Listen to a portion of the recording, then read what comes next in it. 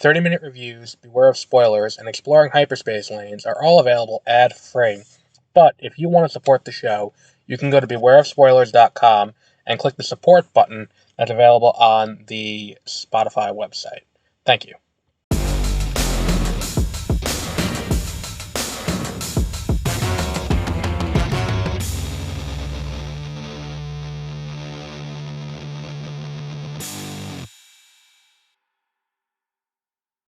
Good evening, and welcome to Beware of Spoilers. I am Adam, and happy Valentine's Day, and Ash Wednesday for those of you who celebrate. Which is one of those things where, as this movie's starting, I'm sitting there in an IMAX theater, because I went to see this in IMAX, because that was the best screening that lined up when I got out of work. So I'm sitting there in this theater, and I had a great idea for a short that I was going to work on, where it's like, You're sitting there and you have to explain your choices to whoever is the person you have to explain it to when you die, and it's like, so let me get this straight.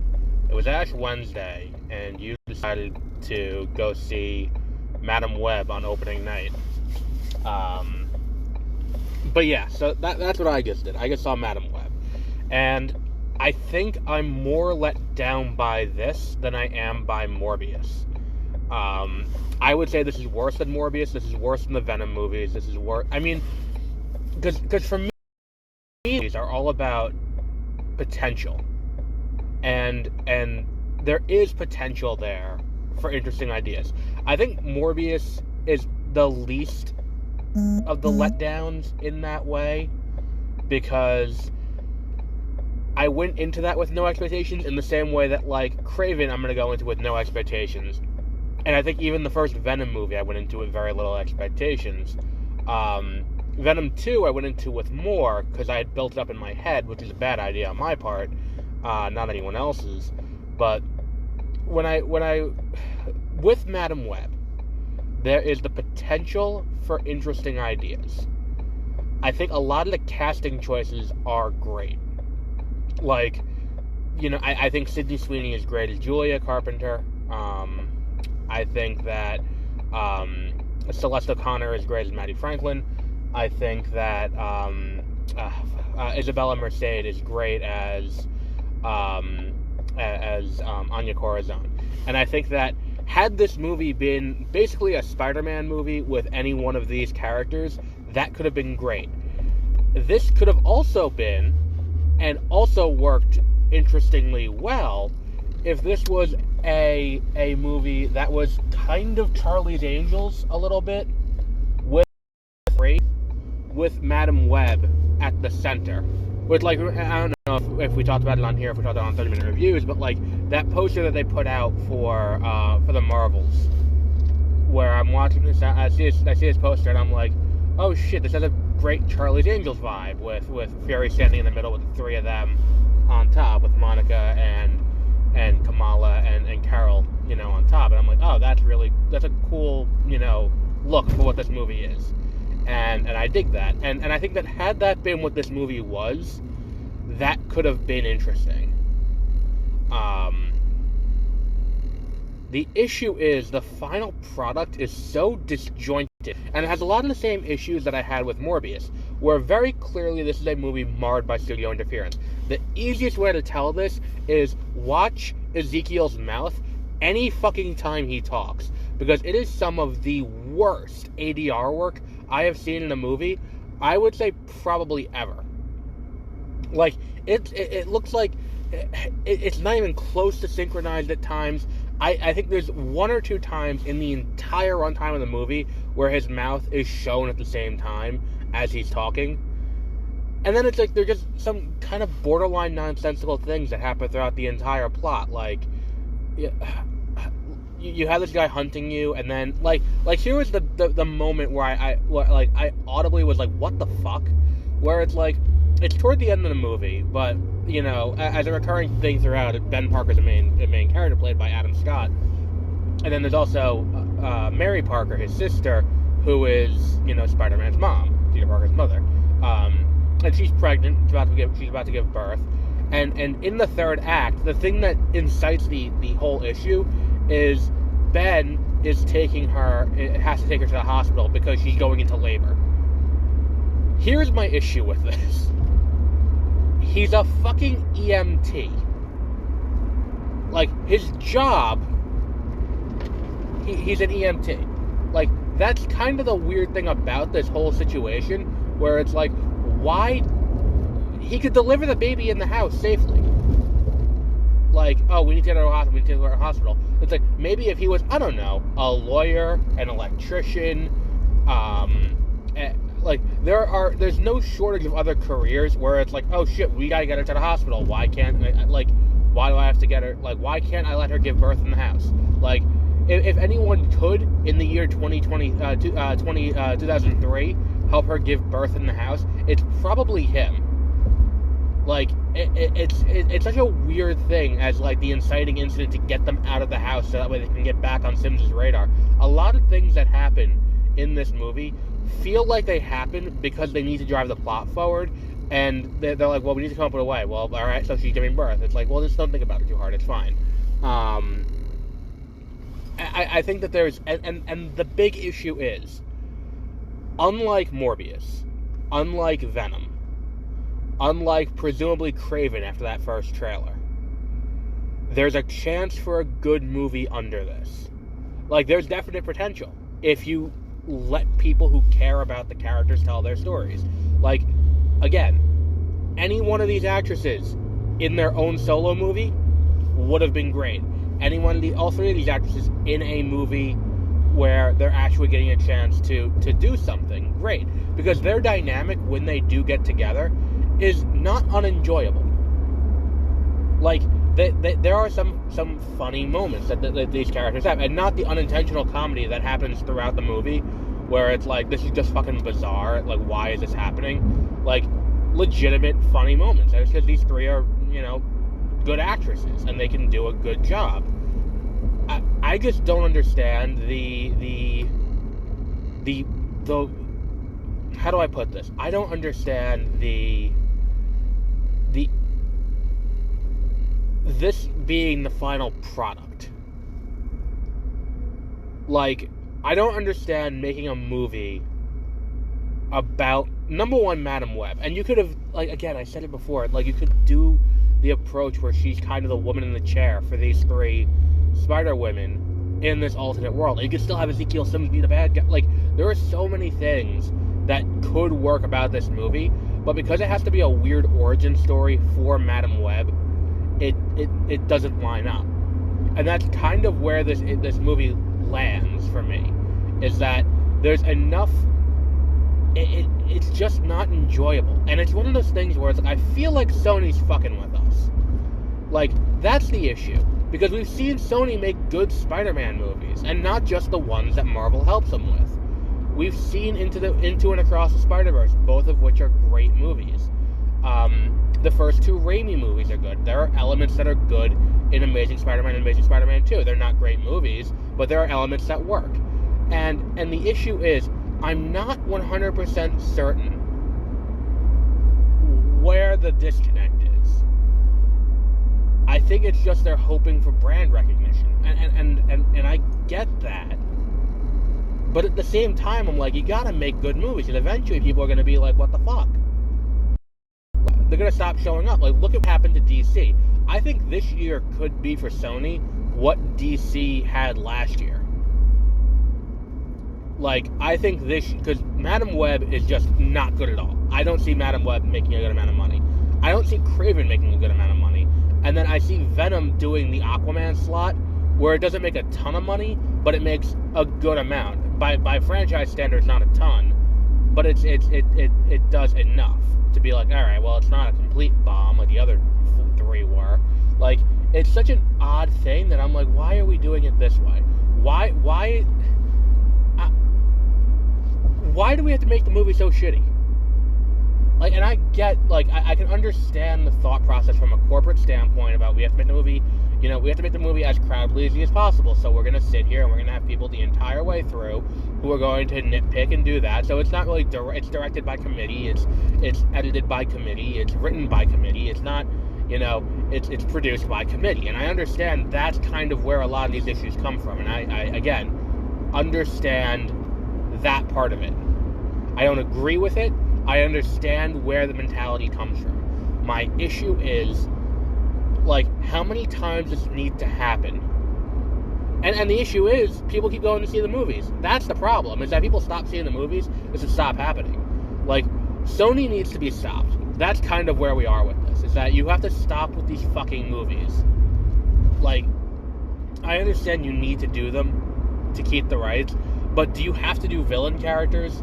Is that what you have to do? I don't think so. Like, I don't think you need to do villains. You could do Spider-Man characters. And again, there's a really interesting thing in this movie that, you know, coming off of Echo, I kind of caught. That was kind of interesting. This idea of Ezekiel Sims being this kind of evil Spider-Man and kind of being Spider-Man but as a bad guy in the shadows, it's menacing. And when they're doing that, it could be cool. But it just isn't. Because ultimately, he's not fighting anyone. He's getting beaten by the environment.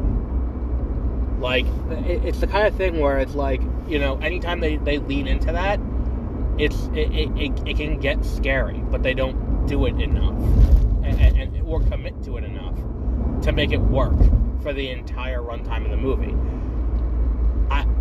If it's me, I'm putting a moratorium on this and being like, let's get this shit straight, because we're a laughingstock. Like, it's not like people are going and seeing Morbius and being like, oh yeah, this movie was great, critics were wrong. It's like, no, the critics didn't like it, the movie wasn't good, and then the audience didn't like it either. Like, it's a problem. The fact of the matter is, they need to get this shit straight. And the issue here is, you have 3 actresses embodying roles that, had they just made it a solo movie, would have been great. Like, why are we not just making a Spider-Gwen movie? Like, do a live-action Spider-Gwen movie. If you really need to make these live-action movies to make things, you know, to keep the rights, do that. You know, the live-action Spider-Gwen, live-action any of the 3 from this movie, also would have been good. Live-action, what was it? Like, I'm just kind of baffled. Like, and again, there's part of me that you know, I don't know the intricacies of the contract that Marvel Studios has signed with Sony. Because I don't understand why there hasn't been a live-action Miles Morales movie. Is that reserved in this contract, that if there is going to be a Miles Morales movie, it is going to be MCU adjacent? And Marvel has to co-produce it? Like, is that the situation that we're in with this? I don't know.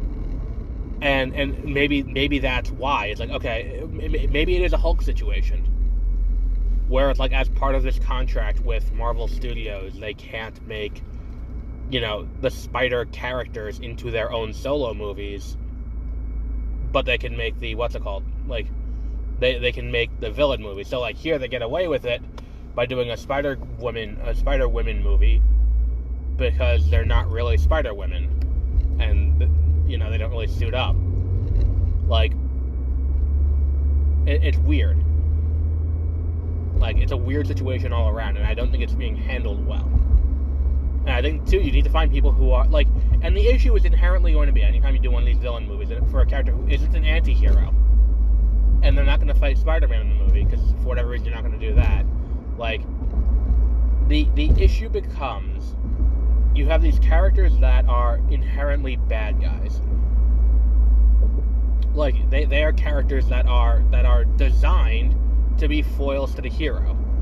And I know we talked about this last year with Morbius, or 2 years ago with Morbius. 2 years ago with Morbius? Yeah, Morbius was 2 years ago. They're designed to be foils to the hero. They're designed to be a reflection of the hero's, you know, personality traits. To be like, okay, so this is that personality trait exaggerated to the 10th degree, and this is why that is. Like, and then it's like, oh shit, so he's fighting a part of himself, or she's fighting a part of herself. I get that. I don't understand why Sony doesn't get that. Because that's the issue here, is that if you have these characters who are designed to be foils to them, it's like, so we gotta make an even worse guy to be the bad guy, and here it's not really the case, because it's like, they had Ezekiel Sims, and like, but the issue is, it's like, if you're gonna do these, you gotta find characters to have them fight, where it's like, okay, this could at least be interesting to watch. like, very clearly at the end of this movie, they're trying to do, like, and this is a thought I have while I was watching, I'm like, this, like, they're trying to do the Deadpool 2 sequence with, what's her name, with Domino, with the luck ability, which is like, oh, they nailed that. They did a great job with that. And that's what they're trying to do here. It's just unsuccessful because it's, number one, you have no reason to care about any of the characters because they don't really define any of them. They're all kind of cut from the same kind of broody teenage cloth. And then on top of that, too, it's like even Cassie's motivations are unclear. Ezekiel Sims' motivations are unclear. Like, what the fuck did Ezekiel Sims do in the future to get 3 Spider-Women converging on his location with, you know, with intent to murder him? Like, and not just capture him and take him into custody the way that other people do. Just straight up murder him. What did he do to get that? To design that?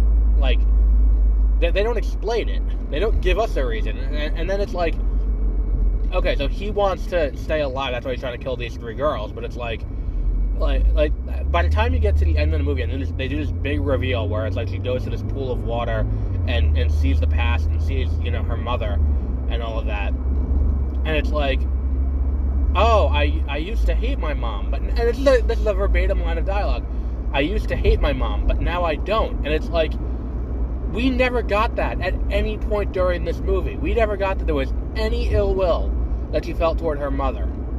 Like, that was reflected nowhere in this. That she was like, oh, I'm mad at her for putting our lives in jeopardy by going to the Amazon to study spiders and you know, all of that bullshit. Like, there is no indication that she had, you know, that she harbored ill will about that.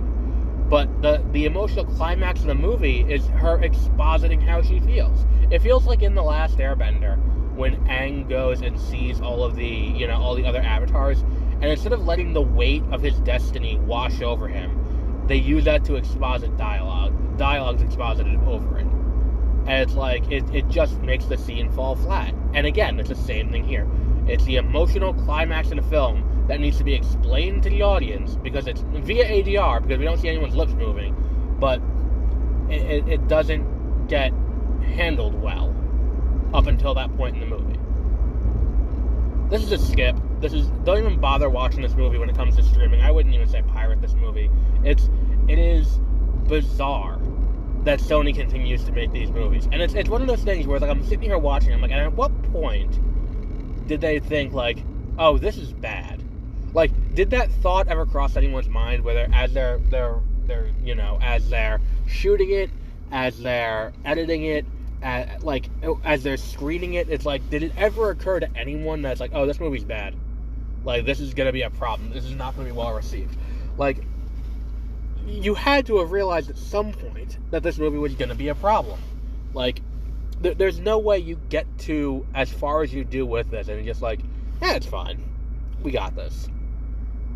It's just a bizarre choice overall. Like, several bizarre choices happening the entire way through, and not in interesting ways to keep the audience engaged. Like, it's just silly. I don't know. Not off to a great start this weekend with the movie releases, because this movie was, you know, was not great. I mean, only place to go is up with Bob Marley One Love, which I believe we're doing on Saturday. But holy Christ, like, I know I'm taking the whatever. It's one of those things where it's like, I'm sitting there and I'm watching this, and I'm sitting there and I'm like, this is 2 hours of my life that I'm never getting back. Like, don't watch Madam Web. That's what I got to say on the matter. Send the message to Sony that they can't just shit on a plate and expect people to eat it by telling them it's food. Like, and look, if we get a movie with these characters, you know, doing something, you know, real, like, if we get a movie where it's like, oh, and now we're gonna do a real movie with, you know, with these 3 Spider-Women, I will give it a shot. I will give it a fair shot, because I think that that casting is pretty solid. That I would see any of them be given a chance again. Now, I don't think it's likely, because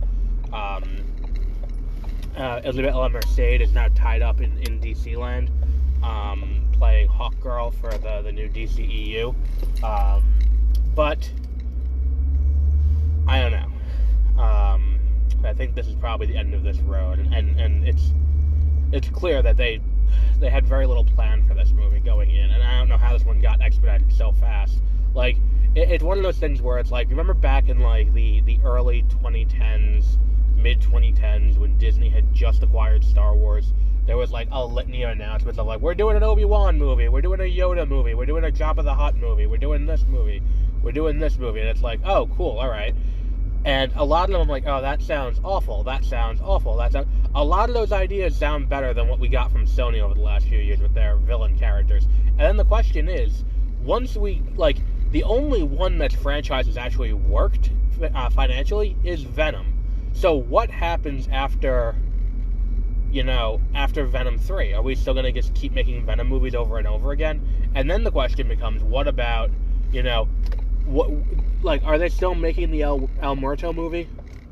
Like, I know they lost Bad Bunny, but, like, is that movie still happening? I mean, I could see a world in which it does. Are they still making the, I don't even know what else they have in development. Like, wasn't Tombstone in development at one point? Like, it's just baffling me. Like, what fucking nonsense. I don't know. I digress. We'll wrap up there for today. Like I said, this weekend we'll be doing Bob Marley, One Love, possibly another movie this weekend at some point. But we will wrap up there for today. So until our next episode, have a great rest of your week.